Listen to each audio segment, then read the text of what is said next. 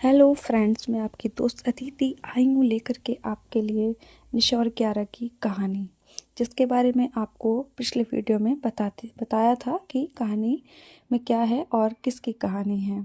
कहानी शुरू करने से पहले अगर किसी ने चैनल को सब्सक्राइब नहीं किया है तो प्लीज़ चैनल को सब्सक्राइब कर लीजिएगा। तो चलिए शुरू करते हैं आज की अपनी कहानी। निशा और क्यारा का पहली बार मिलना एक कॉलेज के कार्यक्रम में हुआ था। निशा, जो अपनी ज़िंदगी में खुद को खोए हुए महसूस कर रही थी, वह पहली बार में क्यारा को देखकर हैरान रह गई थी। क्यारा की अदाएं, आत्मविश्वास और स्वतंत्रता ने निशा को आकर्षित किया। धीरे धीरे निशा ने क्यारा से दोस्ती करना शुरू किया। निशा क्यारा से मिलने के बहाने ढूंढती और उससे मिलती। क्यारा भी निशा से मिलने का इंतज़ार किया करती थी, क्योंकि क्यारा ने भी कभी इससे पहले कभी ऐसा महसूस नहीं किया था। क्यारा के लिए ये फीलिंग्स पहली बार थी। क्यारा उसके इंतज़ार में खुली आंखों से सपने देखती थी। जैसे जब वो निशा उससे मिलने आई तो क्यारा की आंखों में उसे देखते ही चमक आ गई। उसके लबों पर मुस्कान आ गई, मानो उसका दिल जोरों से धड़क रहा हो। उसने अपने आप को संभाला, फिर एक छोटी सी मुस्कान के साथ हाय बोला। क्यारा निशा को अपने साथ मार्केट जाने को कहती है तो निशा थोड़ा सा हिचकिचाई। फिर उसने क्यारा को देखा और फिर बिना कुछ सोचे जाने को हाँ कर दिया। रास्ते में जाते वक्त निशा क्यारा के हाथ पकड़ने की कोशिश करती है, लेकिन उसे थोड़ी हिचकिचाहट होती है हाथ पकड़ने में। लेकिन ये सब क्यारा देख रही होती है कि तभी क्यारा खुद निशा का हाथ पकड़ लेती है और अपनी चंचलता के साथ निशा को थोड़ा शोल्डर से हल्का सा प्यार से धक्का देती है कि तभी निशा थोड़ा सा झुक जाती है कि एक प्यारी सी स्माइल कर देती है। और निशा के इस स्माइल से क्यारा को थोड़ा अच्छा लगता है और क्यारा निशा के साथ थोड़ा फीलिंग के साथ खुल जाती है और वो प्यार को फील करती है। उसके साथ ज़िंदगी की हर खुशियाँ साथ में जीना चाहती है, उसके साथ हर दर्द शेयर करना चाहती है। कुछ दिन के बाद क्यारा को किसी काम से बाहर जाना पड़ता है और निशा उसके साथ बिताए हुए मोमेंट को मिस करने लगती थी।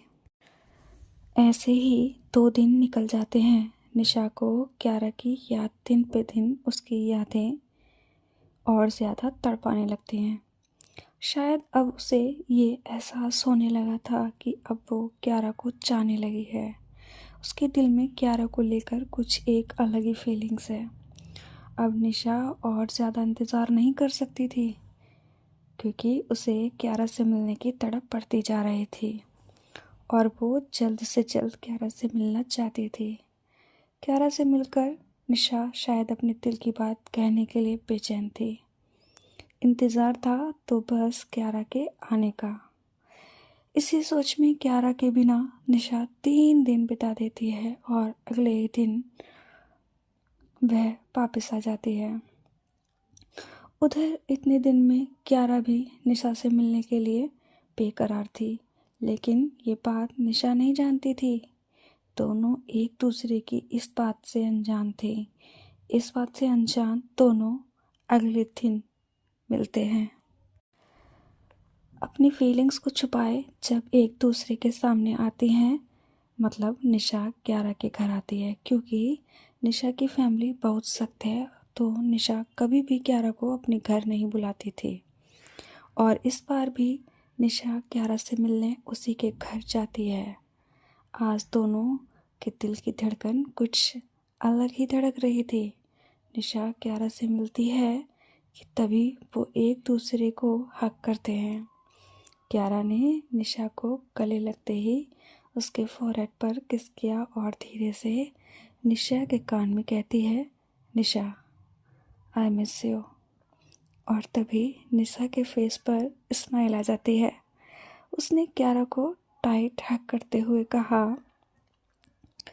कि सच कहूँ तो मैंने भी आपको बहुत मिस किया। मन कर रहा कि आपको छोड़ूं ही नहीं, ऐसे ही आपके सीने से लगी रहूं। इतने दिनों से ऐसा फील कर रही थी मैं कि मानो मैंने बहुत कुछ खो दिया हो।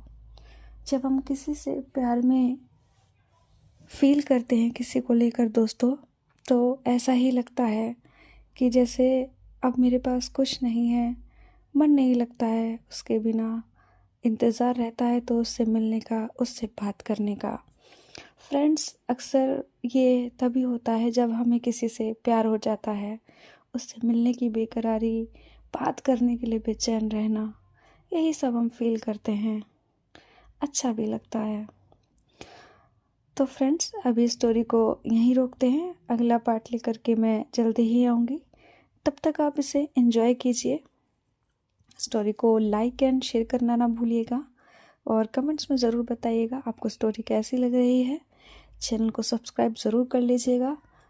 खुश रहिए, अपनों को खुश रखिए, प्यार दीजिए, प्यार से रहिए। जल्दी मिलते हैं। Bye bye, take care.